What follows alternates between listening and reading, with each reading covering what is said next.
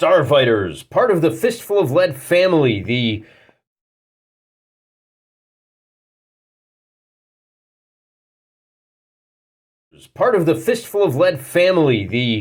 Greater Fistful of Lead Miniature Wargaming Consortium. I don't actually have any real Starfighters in my collection. Don't judge me. Don't miniature shame me.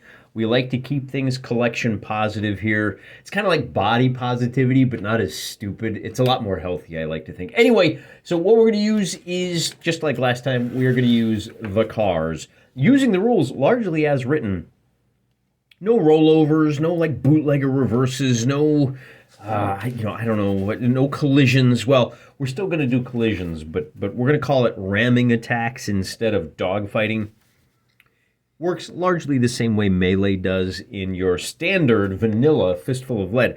We have a couple of black cars here. We've got this black, like, Bambalance. It's got the little death skull on the side. And, of course, the Hiss tank. These are all heavy fighters. Last time we saw light and medium. I want to see what the chonks can do against each other. The two black cars are on a team. And they both have heavy armor, but I think that's the only thing. Oh, and they both have killers, so they're both +1 to damage when they are shooting at somebody. Now, the big boy here's got a co-pilot, so he can fire 2 weapons a turn. Notice he's got a turret with a light laser, and then he's got 2, you can't see the other side, but he's got 2 medium lasers out the front. These vehicles have now, normally, if you're using a square base, you would say they have a 90-degree forward fire arc. I draw from corner to corner, which makes my firing arc somewhat closer to like 30 degrees. Of course, it doesn't matter for Mr. Hiss Tank, because he's got a medium laser on the turret. I know there's 2 there. It's really just 1 medium laser, so not quite as heavily gunned, but he does have a few more power-ups, including Nimble. He gets a free 45-degree turn, because he's got the treads, so the Hiss Tank. He's also rugged, so he ignores damage on movement, and he's steady, so he ignores shock when he's shooting. And then this old boy, like I said, he's slow, so he only moves 6 inches. Everybody has a standard 8-inch move, except for the slow boy right here. Now, over here, we've got a couple of tan cars. The Desert Rat here, and then the Snowcat. And so it's kind of black and tans, which would be great for like a joke that British people would be like, oh, I know what come out your black and tans means. But I'm a Yankee. I don't know what it means. I just know that it's a thing that they say. So anyway, we've got this tan car here, which is a Desert Scorpion, I think. And these are from the G.I. Joe Micro Machines line. They're roughly 10 millimeter. He is aggressive, so he gets +1 when he's dogfighting. These guys only have light armor. They got target, which gives them +1 to shoot. They're dog fighters, so if they do get in a dogfight, they're at +1. So on ramming attacks, they actually have +1 to those because they're more nimble. They're going to be a lot more likely to catch these guys on the side. And then they both have coolant. Whenever you roll a shooting attack in this game, if you roll a 1, you have to take a turn out. You got to go sit in timeout for 1 turn while your weapons get unjammed, if you will, or reloaded is another way to look at it. Both of these vehicles have a laser out the front, and then they each have 3 rockets. Now, rockets are a little different. I know there's 4 on there. It's not straight WYSIWYG. Rockets operate a little differently. I'm tired of talking. I want to roll some dice. I'll show you when they get fired, and it's not going to take long for that to happen. One last thing I'll point out, though. I'm playing at half scale so I can pack more gaming bang into my little table. Okay? Your table size doesn't matter. I don't care what they say. As I said, we are not into collection shaming here. We like to engage in, positive thinking and collection positivity.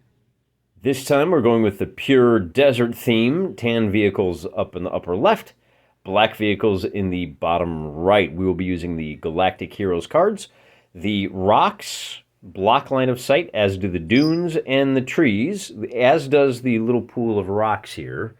The quicksand, this was a gift from Attention Span Labs, fellow YouTube channel. This is rough ground. When you move through this, you have to make a task check, or you will be moving at half speed. So you can move at full speed, but you have to make that task roll, which is a 5 up to succeed, but shock applies. If you run into one of these guys, we will do a dog fighting attack. In our case, it's a ramming attack. And if you win, so we'll just oh, so this guy crashed. The tan will roll off as the rock, and the rock is heavy, so we're going to give them a +3 to the dogfight. If the black car succeeds, then he can put himself anywhere around the rock that he wants, facing any direction he wants, if he wins that roll-off. If he loses, then we're going to put him in the worst possible situation for him, because that's what his opponent would do. So that should, I think you guys get it. You'll see. Hopefully we won't run into any of that. Now the dunes we will also do, and I guess the base over here, we will treat those the same. This base does not block line of sight, but if you roll over it, you have to make a task roll, or you move at half speed. The dunes make a task roll, move at half speed, and of course, if you're on one half of it, you can't see or be seen across that top half.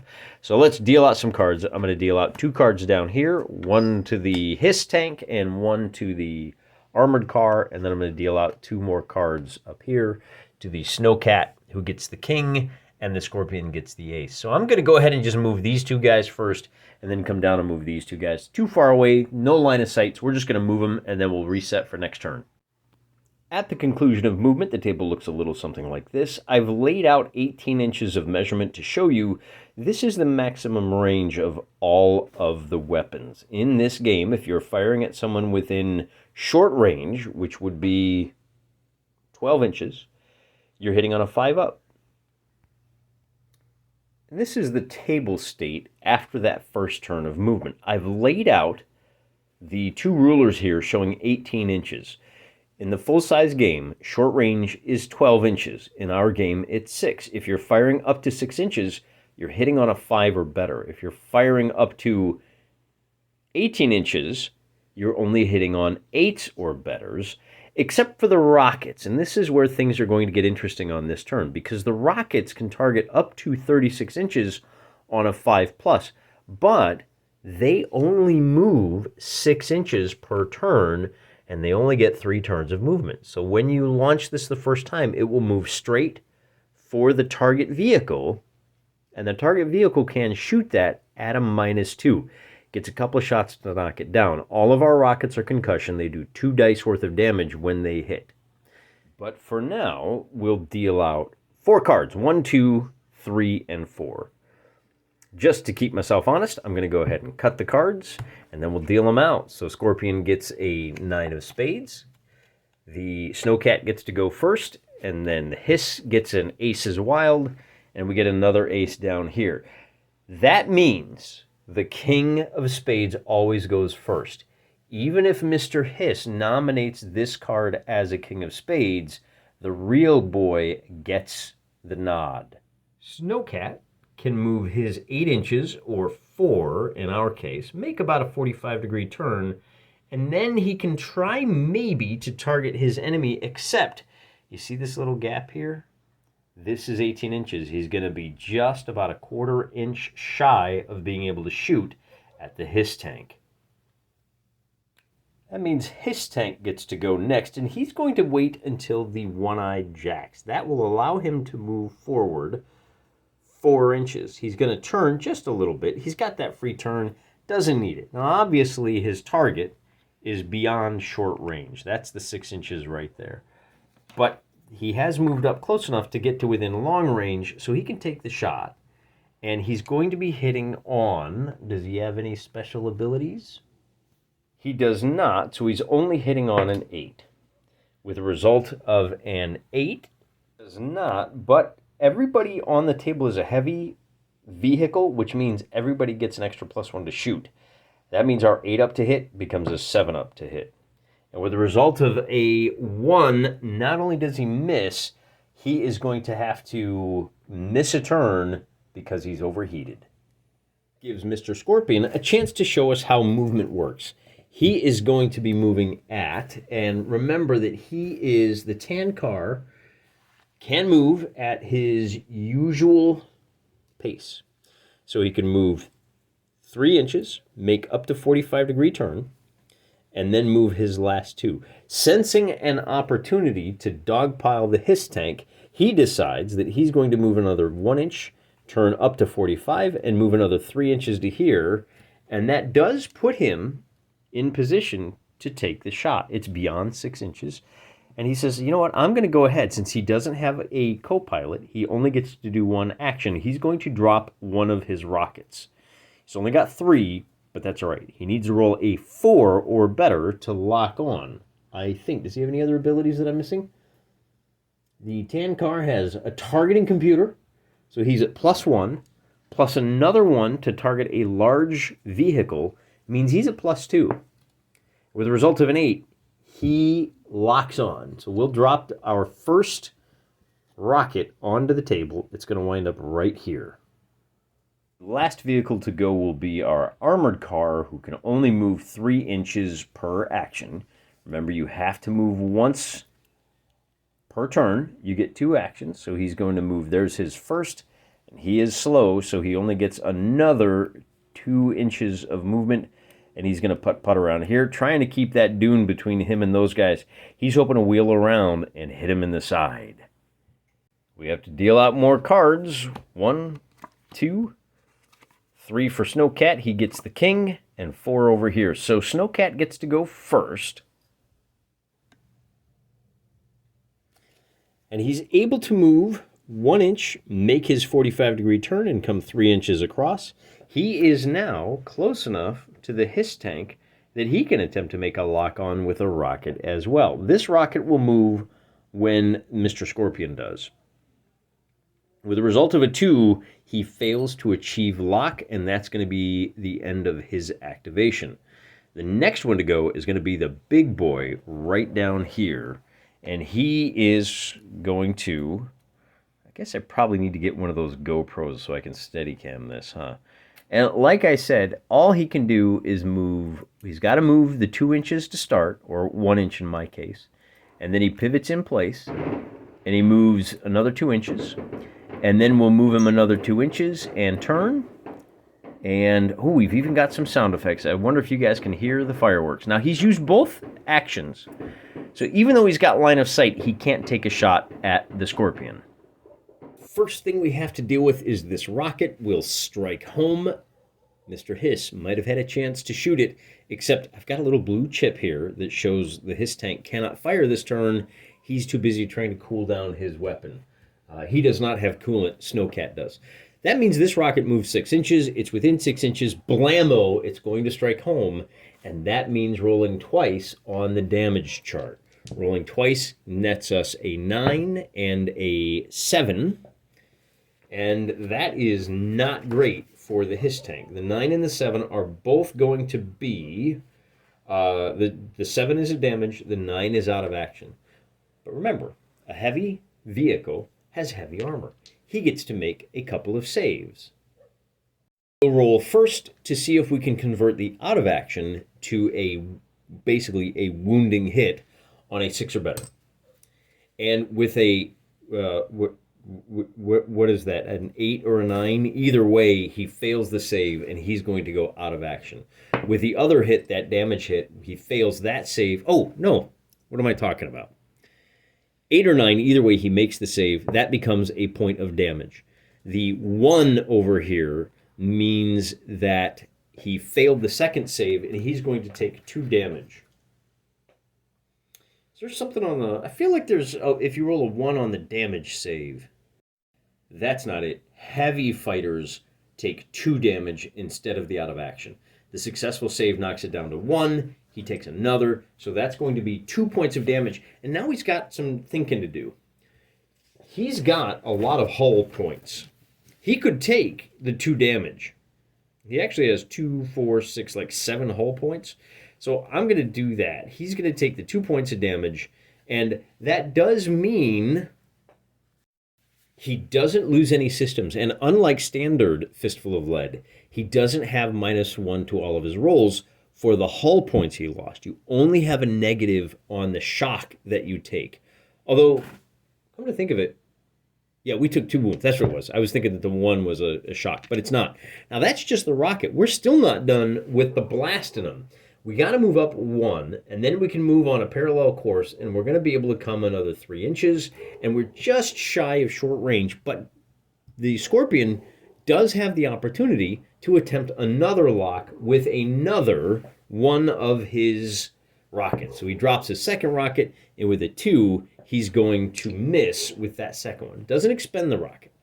And then finally his turn is over, and the Hiss tank is unfortunately, he is nimble. And he does have that turret. He is going to not shoot, which gives his weapons a little bit of a breather. So he says, you know what, I'm going to move up 1 to here and turn up to 45 degrees. I can move another 2, and I get a free 45-degree turn here. And then that is still allows him to go another 3 inches to here, take a 45-degree turn, and move 1 more inch forward. So he's going to wind up right here behind the rocks, which puts him like in really good position to swing around and take some shots at these guys. Remember, they don't have any turrets, so even their rockets, they've got to be facing you. And what that means is the cards that we use, that we deal out here, are going to be very important. Figuring out let me turn this so you can see the Brinks truck, the Death Skull, the Punisher, the reverse ambulance. It doesn't pick up hurt people, it makes hurt people. We'll shuffle, we'll cut, and then we'll deal them out. So Mr. Hiss gets the reroll. We have +1 to shoot rolls for the big boy, and then over here we've got a reload and a reroll 1 die. So lots of special abilities popping off here in this game. Of course, the Jack gets to go first, and he says, great, I am going to move forward 3 inches to here, and I will be within 6 inches here. Now, he doesn't have line of sight with his heavy guns, but he does have the light machine gun on the turret, which will be able to point and shoot at the Snowcat. I'm going to check I've got my handy-dandy rosters over here, printed off from wiley-games.com. The Snowcat has +1 to shoot, plus another 1 to shoot for the Jack, plus another 1 to shoot because he's targeting a guy that is a large fighter. He's at a total of +3. He only needs to roll a 2 or better, so anything but a 1, and he is going to hit with his light laser. And he gets a 2, so that's a hit. He makes a straight-up damage roll, and he gets a 10, which will do 2 wounds, pending the light armor roll. We'll roll that where you can see. A 6 up is successful. That's going to do 1 wound to the Snowcat. Snowcat will opt to take his first wound of the game. Next up will be the 7 of spades. I guess you can't really see that. He gets 1 free reroll on this turn, and he says, well, I am nimble. I'm going to move up the 2 inches, make my up to 45-degree turn. I'm going to move another inch, turn another 40, just a little bit, and then I'm going to go 2 inches. I'm trying to get out of this guy's front fire arc, which he does, and he has a medium gun on a turret. The Hiss tank is going to be at, let's see, he's got, he doesn't have the extra +1. Oh, I think I misread my sheet here. I think that 2 might have been a miss. Oh, well, too late now. The Hiss is going to be firing here, and he's with the medium gun. You get to fire 2 shots. So he fires twice. He gets an 8 and a 3. Now he needs a 5, +1 because of the heavy guy. He does not have a targeting computer, so the 3 will be a miss. The 8 will be a hit for, again, there we go. There's the 8. The 8 is going to be, is that 1 damage or 2? An 8 is a single damage point pending the results of a save, which turns that into a shock. Now remember, when your shock exceeds your damage points remaining, you're out of the game. There's a chance you could come back on, but we may call it. I didn't do that in the last game, trying to keep these videos under 45 minutes, but that is one of the things that could happen. Blink, so we get a shock down here on the Snowcat. Now I want to use the chips for shock because those will reduce his movement by 1. Of course, we do have a reroll 1 die. We could have rerolled the hit. Not really necessary. So instead, we're just going to put this aside, and we'll use Snowcat now is going to... Does Snowcat have the... he's got Dogfight. He's going to move 1 inch forward, and then he can turn up to 45 degrees, so a little something like that. And he can move, now because of the shock, he moves... Does shock apply to movement? -1 for each damage point. Oh, okay, so it's the damage points reduce movement. Shock reduces things that the driver is doing, shooting, tasks, that sort of thing. Dogfighting. He doesn't have any damage. Wait, does Snowcat have any damage? He's got 2 points of damage, which means he's only going to be able to move another 2 inches forward. In our case, each damage point reduces movement by half an inch. So it puts him right about there. Because Snowcat is within a half an inch of the hiss, he can initiate a dogfight. Oh, you know what? I wonder if this reroll is still available. Or is that only on your activation? That's going to be important here.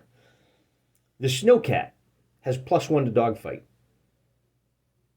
And -1 because of the shock, as I was just saying. Heavy fighters, let's see, for dogfighting, what do we got here? Players roll a D8, both adding modifiers from weapons, traits, or conditions. The only other condition that applies here is that Snowcat has a friend within 1 inch of him. I think it's 1 inch of him and not 1 inch of the enemy. So we're going to give him a +1 altogether. Snowcat will be rolling the red die, blue for the hiss. We get a tie roll, 3 versus 3. The extra +1 for having a friend nearby means, oh, both guys decide, I can do better. I'm going to re-roll. And this time, hiss gets a 6, Snowcat gets an 11. That's a difference of 5. Alternatively, oh, Snowcat re-rolled, got a 10, got an 11. So hiss said, well, I want to re-roll too. So all the re-rolls are done now. By the way, this does take an action. So Snowcat used his first action to move and his second action to dogfight. With a differential of 5, Snowcat will now make a damage roll with a +2. With an 8, 9, 10, that will do 2 damage points. But the big boy gets to make a save at 8 up, that is, or 6 up rather, because he's got heavy armor. The 8 means that is a successful save. He takes 1 point of damage and says, you know what? I think I'm going to go ahead and get rid of my, let's see, rugged ignores damage on movement. Oh, interesting. He says the hiss tank here is going to get rid of, he's already lost 2. He's going to lose 1 more damage point. It's going to be rough on him if he starts taking any shock. And now he ignores the damage penalty, the movement penalty for being damaged. That's one of his abilities. He's rugged. But it gets worse, because when you lose a dogfight roll, your enemy gets to put you within 2 inches facing any direction. He says, I want to put you into here. You're going to have to make a dogfight on your next turn. You're going to have to drive straight through the rocks. And I am going to put myself facing any direction. The winner can put themselves in any direction, so they have to be separated by 1 inch, though. So we'll put him 1 inch, and we're going to point him in this. Well, we can face our friend right here, because he is now going to be the last one to move on this turn. And he says, well, I got to move forward to here. I'm going to go ahead. All he's going to do is move. He's a little faster, so what he wants to do is swing around and come up behind that guy. So he moves 2 inches, turns a little bit, moves 2 inches, and then, he doesn't have the free turn, so he's got to stop. Well, he can move, he gets 1 more 45-degree turn, but then he's got to rocket off up to 4 inches. So we're just going to bring him to right there, and then he's done. He's going to have a hard time swinging around because look at the momentum there, right? That's kind of interesting. I like that. But we're going to leave the camera here for the moment so that I can shuffle and deal out a 10, a 6, a 3, and a 5. Well, hey, look at that. Mr. Scorpion gets to go again. Now, he does have to move forward 1 full inch before he can turn up to 45 degrees, like so. And unfortunately for him, he's got to move, he can move 1 inch to there. We'll get him fully in the camera. And then he can move 1 more inch, turn another 45 degrees, and then we'll bring him 2 more inches, but he doesn't quite have the motion or the nimbleness that actually he needs that extra 45-degree turn. Does he have it? He's got targeting, dogfighting, coolant. He does not. If he could make that last turn, he might be able to catch up to and dogfight, but he's done for the turn. And now Mr. Reload. Now the reload doesn't do him any good because he's got coolant. But he does have an opportunity here to turn 1 inch, turn 45 degrees, and then move up another. So he's moved his 4 inches. We're going to move him just a little bit more. And here's our firing arc. He's going to be able to tag the Snowcat with both medium machine guns. Now, normally, he would only be able to fire one of these things because he, well, in this case, he can fire both of them because he has a co-pilot. So 2 independent shots with the medium machine guns, and I'm going to get to roll 4 dice. Oh, it's ugly. This one's going to be ugly. He's at +1 to hit. He only needs a 4 or better. And he has, let's see, black car. He's slow. He's got a co-pilot, so he's got the extra. Oh, +1 to damage when shooting. So he's only hits. So he's going to hit on 4s. This is a 7, 7, 5, and an 8. So he gets 4 hits. He's going to make 4 damage rolls. All of these are going to be at +1. So we get a 1 and a 2 and a 6 and a 4. And that means the results are, he's a killer, baby. So anything up through 5 is going to be a pilot shock. So these 3 dice are shock. I'm going to make them blue because we do have our 8-up saves to eliminate those. This number 7 is going to be another wound or another damage point. So any 6s will be removed. We get a 7, so the damage goes bye-bye. But we take 3 more shock. And that gives the Snowcat, oh, he's actually going to be okay. He's got 4 shock, 1, 2, 3, 4, 5, 6, and 6 damage points left. Snowcat does get an opportunity to go, and he needs to recover. So to do that, you have to make 1 straight ahead move. Oh, that's all he can do. He's not going to initiate a dogfight, even though he's close enough to do so. Instead, he's going to roll a d10 for every shock he's got. Now he's got 4, so he foregoes anything this turn. And, oh, here's one thing I don't understand. You remove 1 shock for every 6 up you roll. Is that modified by the number of shock you have? I don't think it is. I think it's just a straight 50-50. That's how I'm going to play it. If you have the answer, let me know. He gets a 6, a 9, a 1, and a 4. So he loses 2 of those shock. Now, remember, shock doesn't affect movement, so he still moves at the same speed. And then we have to deal with Mr. Hiss over here. Now, Hiss has to get into a dogfight. He's got to move through this terrain piece. The terrain piece has a dogfighting skill of +3. Hiss has a dogfight skill of, well, quite frankly, nothing. So he is at a severe disadvantage. He rolls Hiss is rolling the 8 again. So with the 8 versus 10, he loses by 2, which means we make a damage roll, and we get a 3. Now at 2, there's no modifiers. There's no bonus. But the 3 means he is going to suffer a shock. And because he lost, Snowcat says, I'm going to put you wherever I want,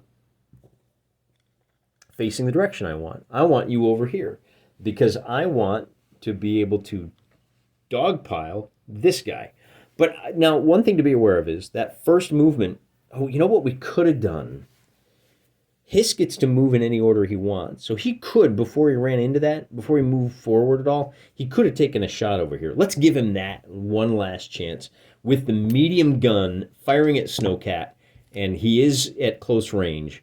So he needs a 5, but he needs a 4, and I think that's all he's got. So with the 4, wait, does he have a +1 to his dogfighting? No, he is rugged. He ignores damage on movement. So the 5 and the 7, he is going to hit Snowcat. Snowcat is going to try to... so a 4 and a 5 is 2 more shock. Snowcat makes his save, and with a 4 and a 1, he fails, and Snowcat is immediately bounced back up to a total of 4 shock. But Hiss has been largely knocked out of the fight on his card. Which means we deal out some more cards. Queen of Diamonds, 4 of Clubs, 4 of Spades, and the king over here off in the distance. After wheeling around, Hiss, remember, is nimble. He winds up within 12 inches of Snowcat. He can take a shot. Now, he needs an 8 or better. Oh, but he has the shock, so he needs a 9 or better. And, oh, he ignores shock when shooting because he's steady. It's one of his abilities. He's hitting on 8 or betters. He gets 2 rolls. He gets a 4 and a 10, which means a single damage roll will get a result of a 1. That's a shock, unless our save of a 7 means he's A-okay. Then our Scorpion gets to go, and Mr. Scorpion is going to move forward just an inch, rotate 45 degrees, and move forward 1 more inch to get up to 4 inches so he's not stationary. He is now close enough. He can shoot with the light, or he can fire his rocket, and he's going to fire the rocket. He only needs a 4 or better to lock on. He has a targeting computer. He only needs a 3 or better. Let's see. So it's 5, 4, 3 because it's large. Okay, so all he needs is a 3. He gets a 10, which is successful, and we'll cross off that second rocket for the Scorpion, and that's going to immediately slam home. It is close enough. We roll 2 damage dice, and we get a 9 and a 10, so that's a total of 4 damage. Oh, but we have to do our saving throws, and with a 6, we reduce that to just 3 damage altogether for the big guy. And the big guy says, well, I haven't taken any damage at all so far. I got no shock. I will remove 3 of my 6 hull points. Snowcat says, I'm not going to dogfight. I'm going to try to recover again. I'm going to make a full move forward. I have, what do I have here? I can move 3.5 inches forward. And I once again get to roll 4. Well, what does he have here? He's still got 4. All right, so on 6s or better, we'll remove 9, 7, 7, 6. All of his shock are gone. Now, that did waste his entire turn. He didn't really waste his turn. Getting rid of all those shock ain't nothing to sneeze at. But the difficulty he has now is that the black car gets to go, and he's going to slide up just 2 inches. And now he gets to take another shot at Snowcat with his light gun. Those turrets are invaluable. He's going to roll a 2, which will be I think that's a miss for him. Pilot trait, he's got co-pilot. He's slow, he's a killer. Yeah, no, that's it. So that's the end of the turn. Man, this game really moves fast once you get the hang of it. King of Hearts, Snowcat gets the reroll. The big boy, we get a pair of 10s. So Team Evil, if you will, get to go first, and our Hiss tank has to move forward 2 inches, and then he can make his first 45-degree turn. We'll move him 2 inches, and he'll make his free 45-degree turn. So just a full turn of movement for him as he swings around 2 more inches, 1 more 45-degree turn, and he's still got 3 inches of what does he got? The Hiss tank, oh, he's taking 3 points of damage. So I got to think about what that means. He's only able to move 4.5 inches. I think he's got like 1 more inch left. And that's going to be it for him. No repair droids, no repairing damage in this game. Also, this game would take forever if you could repair damage. These big boys are tough. This guy has to make a choice. He's going to only move 2 inches. So why am I only moving him 2 inches? Well, if you move less than that, you're considered stationary, and there's a bonus to hit you. I guess we'll go ahead and move 1 more inch forward. We might as well, because we still have our hitting on crazy low results, but we're only using the... come to think of it, maybe we go ahead and just pivot him 45 degrees to make it easier to swing around this way. And we still get the shot off, because we got the turret. Nothing fancy there, but we did hit with a 7 on the Snowcat, and the Snowcat is the damage roll is going to be a 5, which is another shock, unless we make our save. Let me re-roll that. With a result of a 1, he does not, so Snowcat takes another shock. But, oh boy, I screwed this up. All right, I should have done the king first. This is what I love about being a solo game. Oops. Instead of the king, I'm going to draw the top card of the deck, and of course it's the Joker, which does me no good. So Ace is wild. He says, all right, you know what I'm going to do? I'm going to go ahead and take the, I don't know, the remove, what does the tan car have? He doesn't have any shock, or we could use the queen. I guess he's going to take the reroll. Yeah, we'll take the reroll. Because he can move up 1 inch. He doesn't have any damage, so we're going to stay on target. We're going to move up 3 to there. We're super close, and we're going to lock on with our last rocket, and that rocket will be landing on a 7. So that is it for the tan car. He's going to be stuck with his light machine gun for the rest of this game. But that rocket is going to do 2 more points of damage. Well, we'll get 2 more damage rolls. We get a pair of 4s, which is a pair of shock, against the black guy, the black vehicle, and a 3 and an 8 means one of those shock is negated, but we finally are able to drop a shock on him there. We do, oh, you know what? We get a reroll, though. We're going to try to turn one of those, that's still a 5, so the shock stayed a shock. And then our snowcat is going to move 1 inch, and then he'll turn up to 45 degrees. He'll move 1 inch, which keeps him just barely outside of the quicksand. We'll bring it around here. And then, oh, you know, he's got to move up the full... Oh, how much damage does he have? I gotta remember. Snowcat. He only moves 3.5 inches. So he's got to move up another 1.5 inches before he makes his 45-degree turn. And then he can move 4 more inches, and he's going to kind of tootle around onto there. And that's going to be the end of our turn. He's got nobody. Oh, take your shock with you, buddy. Don't forget about that. Back to show you the setup. 10, ace, 7, and Joe. You know, I don't think I dealt those out right. Starting the turn with our deal. 5, 9, 3, 3. All the low cards are coming out. Nothing fancy. Let's get it right this time. The 9 gets to go first.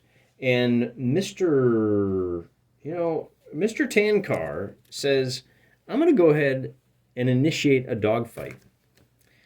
He is going to be at +1 because he is in the rear quadrant of the black truck. He's got +1 to dogfight because he's so nimble. So he's already at +2. Not only that, but with the shock, we're just going to call that +3 for the red die. The blue die is going to roll a 1, and that, man, I think that's really bad. When you roll a 1 on a dogfight, 10 versus 1 is, let's see, rolling is it's worse. Your opponent rolls a d10 close to your fumble. The number on the die is the distance your fighter travels.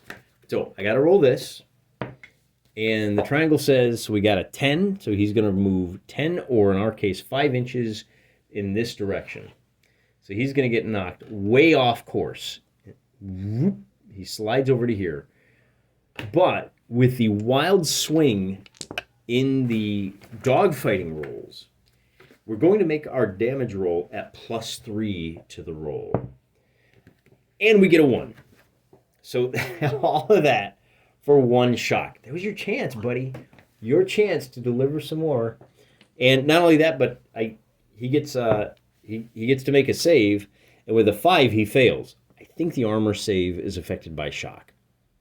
Well, I mean, I got a rule book here. I can look it up if you guys don't mind waiting. When you're dogfighting, if the score is a tie, separate. Yeah, anytime you make a damage roll. Oh, wait a minute. Damage shields. Every time it's hit,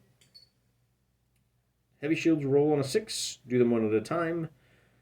Out of action becomes blah, blah, blah, blah, blah. Well, let's see. Pilot shock. Shooting, dogfighting, or any other pilot-related trait checks. I don't think it's affected. So I think that 6 is a successful save. Our armor is not a pilot check. It's an intrinsic quality of the vehicle. Oh, I better put the 3 over there. So I think that's a successful save. These guys are just really hard to hurt. That means Snowcat over here gets a chance to go, and he's busy trying to line up his next shot.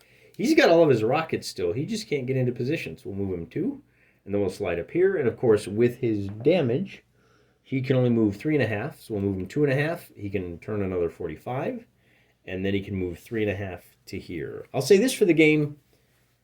You play a whole lot more turns in this than you do in Gaslands. Hearts goes before clubs. That's this guy, and he says, ha ha ha, you thought you were going to do me some damage, but instead I'm going to wind up here, and I can take a shot at you, and I have all kinds of bonuses. The 8 will be a hit with my light laser. I am going to roll for damage and get that was a 9, take my word for it. Saving on an 8 or better. We saved the out of action, the 2 hits becomes 1 hit. And Mr. Snowcat says, well, I guess I will lose my the first of my 2, 4, 6, 7 damage points. Set aside a lot of time if you're playing heavy fighters versus heavy fighters. But maybe Mr. Hiss will have more luck. He has 3 damage, so he can only move... normally he can move 8. He's going to move 5. That becomes 2.5, so he moves to there. He says, I'm already in short range. I'm going to go ahead and take the shot with my medium turret. I am at -1 for the shock. Oh, but I'm steady, so I ignore shock when I'm shooting. That means it's just hitting on a 5 or better. He rolls a 4. Oh, do you get a +1 when you shoot at heavy fighters? I think you do. Yeah, hitting on 4s. How about that? Okay, so he hits. That's going to be 2 damage rolls. We get a 6 and an 8. Is he a killer? He is. That's actually a 7 and a 9. That's a total of 3 damage points. We got to make our saves on 6s. We get a 3 and a 6. Oh, so we reduce that by 1, and Snowcat takes 2 more damage. So he is down to 4 damage points. Ooh, that's the kind of shooting you like to see. Dealing them out. Hiss goes first. We get a 9 of spades down here, a 9 of diamonds, and a king. Black vehicles go first. King of diamonds. It goes hearts, then diamonds. So Mr. Hiss says, I will go ahead and move forward just 2 more inches. That's all I need to get to here, because I don't want to be going slow. And I will hit you with my medium laser once again, hitting on 4s. He gets a 5, that's a hit for 2 damage. He gets a 1 and a 5, actually a 2 and a 6. So that's a shock on the red die and 1 hit on the blue die. These saves, the shock goes away. The wound stays in place. And this time, the tan car says, I think I'm going to go ahead and lose my coolant instead of losing any more hit points. So on a 1, he will have to take a turn off. Then the black vehicle gets to go, and the black truck says, well, I got to move 2 before I can make a turn. I will go ahead and turn up to about 45 degrees, and then I can move... how much damage points does he have? He's got 3. Oh, he can only move 1.5 inches. So he's only going to be able to move another 1/2 inch. But he's got his light gun firing at Snowcat. A 4 will be a hit. He needs a 5. He has a co-pilot. So does the co-pilot take the shock? I think he has the shock, doesn't he? So -1, +1. Nothing doing. So that's going to be a miss. Yeah, that's a miss. I'm not sure how I got the shock in the wrong place here. Then Snowcat gets to go. And Snowcat says, well, I'll go 2 inches. I can make a 45-degree turn. I'll go another... He gets 3.5 inches. So he can go another... he gets to go to there, but he gets a free 45-degree turn. And look, he's now within 6 inches. So he can drop a rocket. Trying to get a lock. He rolls and gets a 9, which hits, and he's within 6 inches. So kablow. He's going to be able to land both of them. That's 2 damage rolls for the rocket. We get a 1 and a 10 for a shock and 2 damage. The blue die is to save for the shock. And we get 2 successful saves. The shock goes away, and the Hiss takes 1 wound. And Mr. Hiss says, I'm not making much use of my nimbleness. Oh, I forgot he's rugged. He doesn't slow down. He says, I'm going to get rid of rugged. I can take the movement hit because I'm pretty nimble. So rather than going down to just 2 damage points, he can lose a system. And then the last to go is going to be this guy right here. He says I will go 45 degrees. And then I will go, now he is down to just moving 2.5 inches. I will move 1 inch to here. And is he nimble too? The tan car is not. Oh, so he's going to have to, what do we do here? Oh, he's in bad shape. He'd love to be able to turn far enough. Does he run away? Or does he... Because he doesn't have enough turning power to be able to get a shot off. So I think he will go ahead and move up to here, turn the 45 degrees, and then move to here. Now, he's going to have to take some shots next turn, but that's really about all he can do. He doesn't have... he needs to get into that front fire arc, but it's just not happening.